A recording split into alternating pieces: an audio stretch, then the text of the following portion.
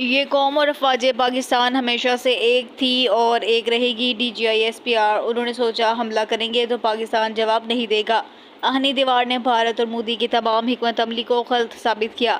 اسلام میں کفر اور حق آپس میں اکٹھے نہیں ہو سکتے۔ مختلف جامعات کے طلباء سے خطاب۔ خیبر پختونخوا کی مختلف جامعات کے 2500 سے زیادہ طلباء نے پاک فوج کے ترجمان DGI/SPR کے ساتھ خصوصی نشست میں شرکت کی، جس کا مقصد نوجوانوں میں حب الوطنی کا جذبہ مزید اجاگر کرنا اور قومی یکجہتی کو فروغ دینا تھا۔ ٹیسٹ کے دوران نوجوانوں میں جوش و خروش دیدنی تھا۔ ہر طرف سبز سے لالی پرچموں کی بہار، ملی نغموں کی گونج اور پاکستان زندہ باد کے فلک شگاف نعرے فضا کو گرما رہے تھے۔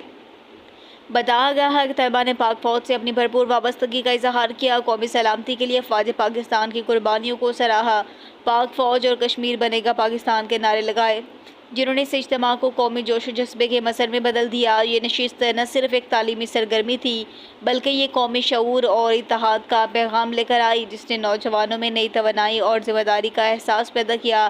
اپنے ملک کے پیچھے پورا پاکستان کھڑا ہے، اللہ کے حکم سے یہ آہنی دیوار کھڑی ہے۔ آہنی دیوار نے وہ تمام غلط حکمت عملی جو بھارت اور مودی نے کی تھی، غلط ثابت کیا۔ ان کا کہنا تھا آپ کے آرمی چیف نے فیصلہ کیا اور ہندوستان کے 26 مقامات کو نشانہ بنانے کا حکم دیا۔